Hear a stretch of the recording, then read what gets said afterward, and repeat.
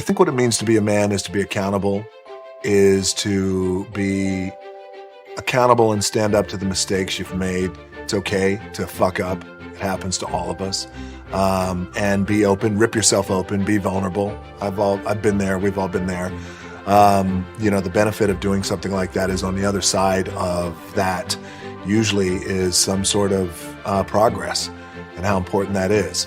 It's also, in my opinion, a quality of being a man is doing what you say you're going to do and taking matters into your own hands sometimes. But if you look somebody in the eye, you shake their hand, you give them a hug, or you give them your word, it's important to do it or do your best to see it through. In my career, I felt most vulnerable when I wasn't able to be myself, my true self, my authentic self. We hear that all the time, how important it is. Be yourself. It's the most powerful thing you could be. And that's true. And it is the most powerful thing we could be. And when we're not being ourselves, we really bump up against that emotionally. And that's when vulnerability can creep in.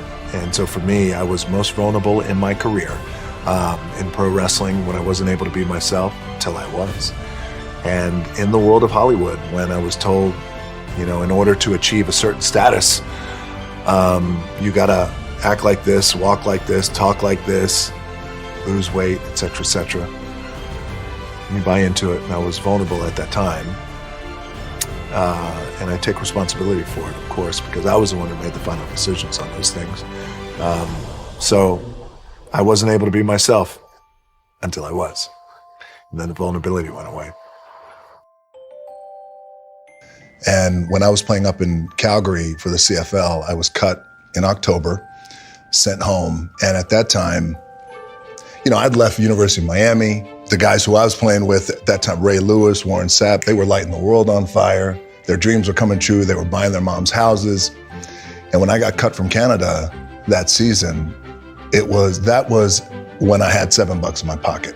So we've all had those moments in $7, with $7, having $7. But what I found, and as I got a little luckier down the road of life and was able to achieve a thing or two, I started to apply gratitude. And I was always trying to apply gratitude anyway. I've always been that way, I think, at my core, just trying to find the good in something, because it's easy to get lost in the sludge of things, especially when things are down. So what I tried to do is try to keep all those times, the hard times, and keep them in the forefront of my mind. The biggest thing for me was trying to understand the reason why, and if it weren't this dream that I was so focused on and so determined to make and work my ass off. You know how it is, like in high school, then you go to college, and you're working hard, and all your boys around you, some of them are going to the league every year, and it's like, all right, my time is coming, and it doesn't happen. And the tidal wave of disappointment out of that was a rough one for me. It wound up being, I always say, me playing in the NFL wound up being the best thing that never happened to me. The gratitude, then there's grit, and then I think, well, what's the alternative? So, and the alternative is $7. The alternative is struggle. The alternative is not having options, not having a choice. So I think about that all the time, and it continues to drive me. And in the variety of the businesses, I'll say evictions around the corner. I was a rookie in the wrestling business. I was the wrestling business has a term called baby face, which is a good guy. I was being groomed as a good guy wrestler.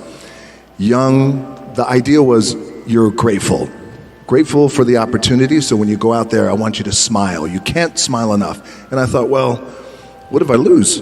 You still got to smile. And it just didn't feel right. That didn't sit right with me. So a few months later, the company made me the Intercontinental Champion. And then a month later, we go into the annual biggest event. It's like the Super Bowl of wrestling, WrestleMania. And it was WrestleMania 13.